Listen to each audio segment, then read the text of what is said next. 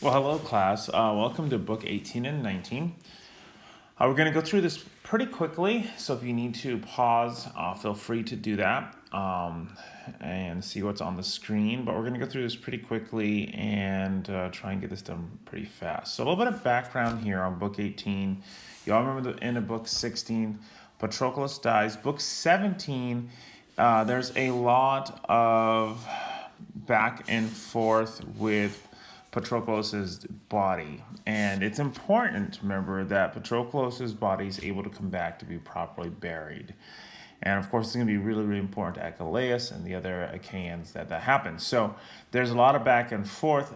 Zeus gives the Trojans strength, but does allow the Achaeans to slowly start dragging Patroclus' body back to the ships. However, at the beginning of book 18, this has not been accomplished yet.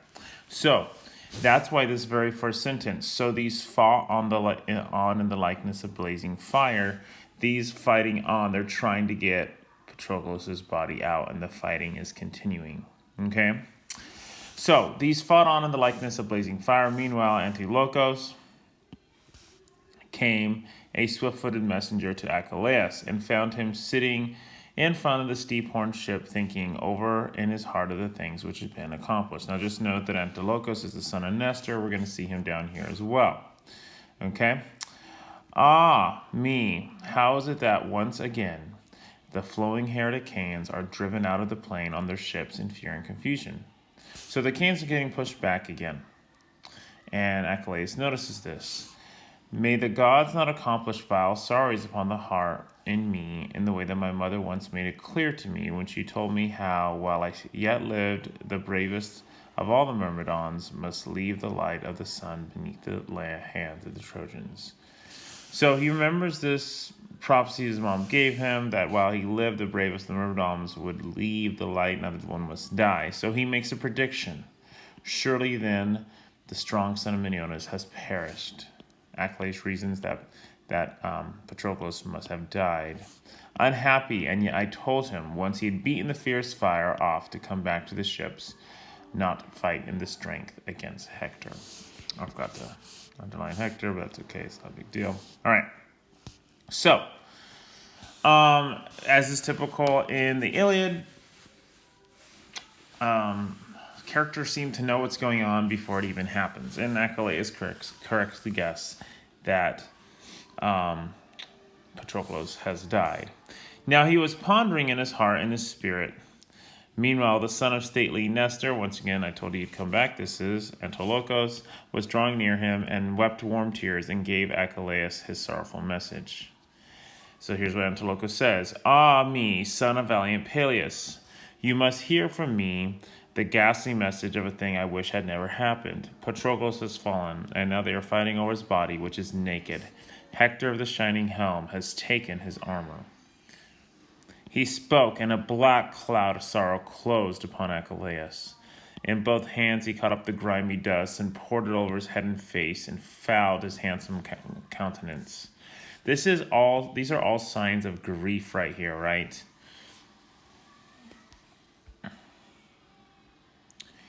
And the black ashes were scattered over his immortal tunic. So once again, signs of grief here.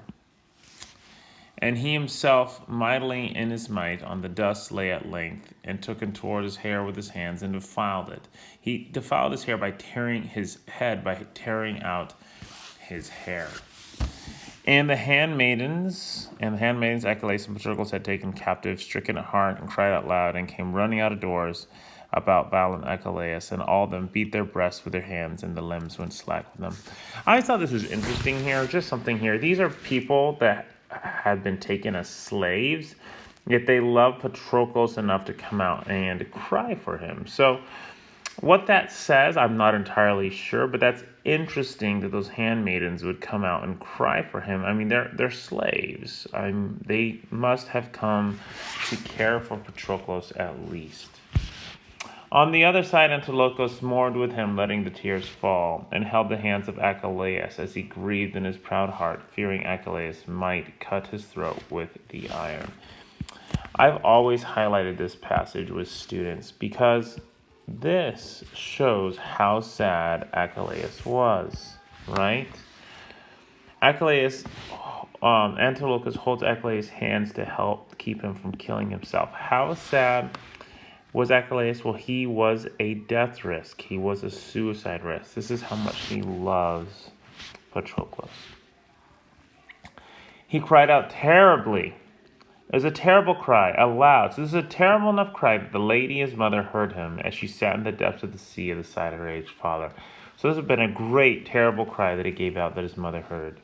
And she cried shrill in turn, and the goddesses gathered about her, all who among the depth of the sea were the daughters of Nereus. And here they all are. And once again, the rest among the best of the sea were the daughters of Nereus. You can read them. I'm not going to do it, but you can read all those. The silvery cave was filled with these, and together all of them beat their breasts, and among them Thetis led out the threnody. This is the song. Hear me, Nereids, my sisters, so you may all know well all the sorrows that are in my heart when you hear them from me. Ah me, my sorrow, the bitterness in this best of childbearing, since I gave birth to a son who was without fault and powerful. So this is interesting. Achilles is without fault and powerful. We know he has faults, so we must be talking about his war strength. Conspicuous among heroes, and he shot up like a young tree, and I nurtured him like a tree grown in the pride of the orchard. I sent him away with the curved ships to the land of Ilion to fight with the Trojans, but I shall never again receive him one home again to his country and to the house of Peleus. So note here that she now knows, Thetis knows Achilles will die. And Achilles is going to know he's going to die. And so here we have that whole thing again from the Iliad and Homer, where people know things. It's like people know what's going to happen. It's not a secret. It's just known. Achilles is going to die now because of what we're going to talk about here in a second. And though I go to him, I can do nothing to help him. There's nothing she can do to keep him from dying. Yet I shall go to look on my dear son and to listen to the sorrow that has come to him as he stays back from the fighting. So she knows that this now means Achilles' death. But she's going to go and help him anyways. So she spoke and left the cave, and the others together went with her in tears. And about them the wave of the water was broken, and they came up from the ocean. Now these, when they come to the generous Troad, followed each other out on the seashore, and were close together. The ships and the Myrmidons were hauled up about swift Achilles. So they come up out of the water to Achilles. There, as he sighed heavily, the lady, his mother, stood by him. That's obviously Thetis, and cried out shrill and loud, and took her son's head in her arms. Then, sorrowing for him, she spoke to him in weaned words. So Thetis is speaking now. Why then, child, do you lament? Why do you cry? Why do you grieve? What sorrow has come upon your heart now? Speak out, do not hide it. These things are wrought to accomplishment through Zeus, in a way that you lifted your hands and prayed for, that all the sons of the Achaeans be pinned on the grounded vessels by reason of your loss and suffer things that were shameful. So she's saying, listen, Zeus has kept his word, right? Zeus has kept his word, and everything has been accomplished. Then sighing heavily, Achilles of the sweet feet answered her, my mother, all these things the Olympian that Zeus brought to accomplishment, but what pleasure is this to me, since my dear companion has perished? Patroclus, whom I love beyond all other companions, as well as my own life, I have lost him, and Hector, who killed him, has stripped away that gigantic armor, a wonder to look upon and splendid, which the gods gave Peleus as a glorious present on that day they drove you into the marriage bed of a mortal. So Achilles does not come because he has lost Patroclus, right? And he's lost his father's armor. Patroclus has his father's armor on. So here he goes. Basically, he's going to say right now, I wish I had never been born. I wish you had gone on living then with the other goddesses of the sea, and that Peleus had married some other woman. As it is, there must be on your heart a numberless sorrow for your son's death, since you can never again receive him, one home again to his own country. No, these are the exact same words. All right? One home again. I can never receive him, one home again. You will never receive me, one home again. Wait a second. Did he hear his mom say that? No, it's just the Iliad. Okay? It's the same words. You can never receive one home again to his country, since the spirit within me does not drive me to go on living and be among men, except on the condition that Hector first be beaten down under my spear and lose his life and pay the price for stripping Patroclus, the son of Meniotis. Achilles only wishes to live for revenge against Hector. Then, in turn, Thetis spoke to him, letting the tears fall. Then I must lose you, son, my child, by what you are saying, since it is decreed that your death must come soon after Hector's.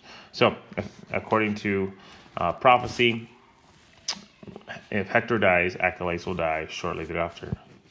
Then, deeply disturbed, Achilles swiftly answered her, I must die soon then, since it was not... excuse me.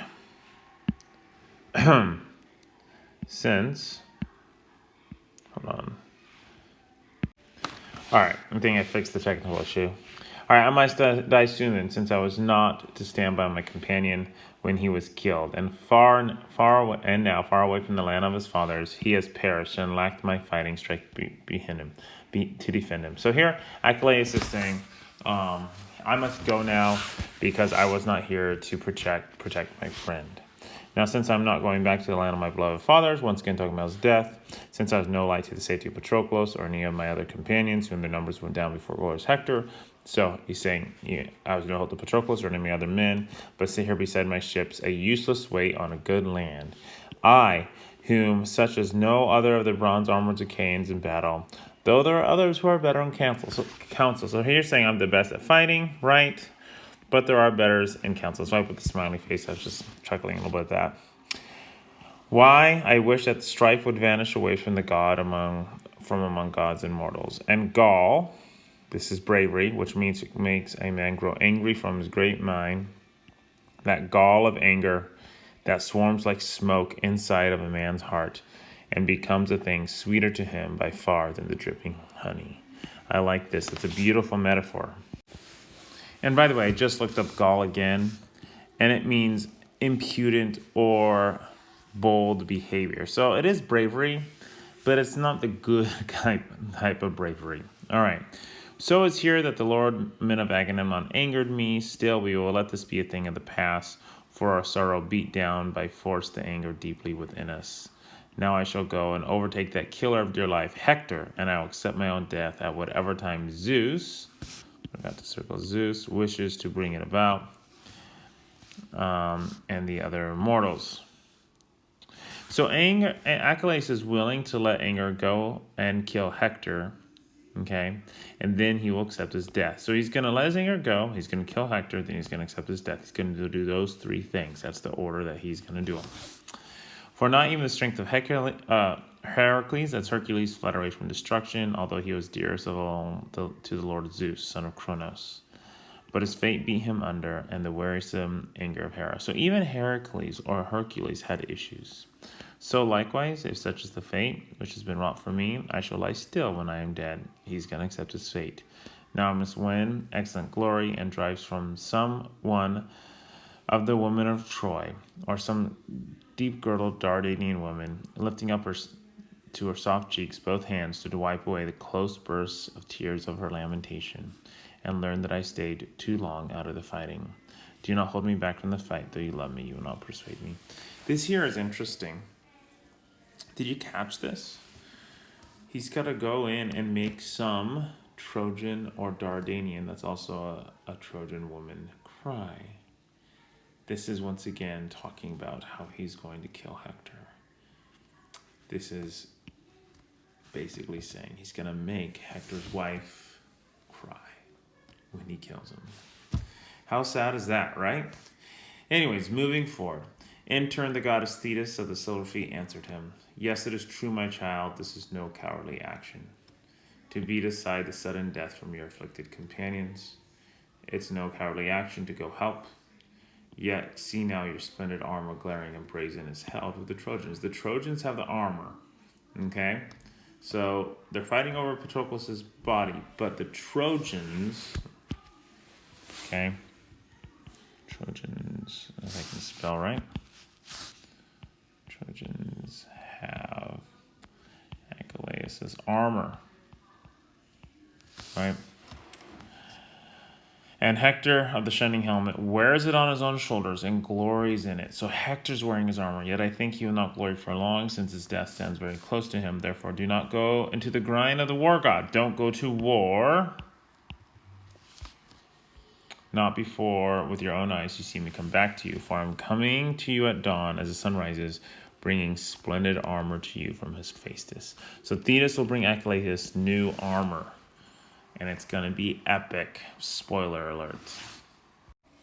All right, we're moving on to book 19. I'm also doing this little new thing to show you where I'm at. It's a lightsaber. I thought that'd be kind of fun. I don't know. I thought it'd be fun. So there we go. All right, so basically through the rest of book 18, Achilles goes. He gives a great cry. He scares the Trojans back, and Patroclus' body is finally secured. So we'll see that right here at the beginning of book 19. Now dawn, the yellow-robed arose from the river of the ocean to carry her light to men and to immortals. And Thetis came to the ships and carried with her gifts of Hephaestus. She found her beloved son lying in the arms of Patroclus, crying shrill, and his companions in their numbers about him mourned. She, shining among divinities, gods, stood there beside them. She clung to her son's hand and called him by name and spoke to him. So here she says, "My child, now, though we grieve for him, we must let this man lie, dead in the way that he was first killed through the gods' designing. Accept rather from me the glorious arms of Hephaestus." That's the armor, right, of Hephaestus, so splendid as no man has ever worn on his shoulder. And we don't read it because we're going through the Iliad quickly, but there's this beautiful description of the armor. And it is truly the most splendid armor ever worn by a man. Not by God, but by a man. The goddess spoke so and set down the armor on the ground before Achilles, with all its elaboration clashed loudly. Trembling took hold of all the Myrmidons. None had the courage to look straight at it. They were afraid of it. It's so beautiful and so wonderful. Them being afraid of it shows respect here. Only Achilles looked. As he looked, the anger became harder upon him, and his eyes glittered terribly under his lids like sunfire. I was wondering, is this good anger? This is interesting. The anger seems to be something that's driving him, and I'm not sure if this is good or bad anger here. Maybe it's like motivation. He was glad, holding in his hands the shining gifts of Hephaestus. But when he had satisfied his heart with looking at the intricate armor, he spoke to his mother and addressed her in winged words. Here's what he says. "My mother, the god has given me these weapons. They are such as are the work of immortals being Hephaestus. No mortal man could have made them. Therefore I shall arm myself in them. Yet I am sadly afraid during this time for the warlike son of Meniotis, Patroclus, that flies might get into the wounds, be eaten by the bronze in his body, and breed worms in them, and make foul the body." So he's scared that Patroclus' body is going to start rotting, and the maggots are going to get in there. Gross. That the life is killed in him, and that his flesh may be rotted.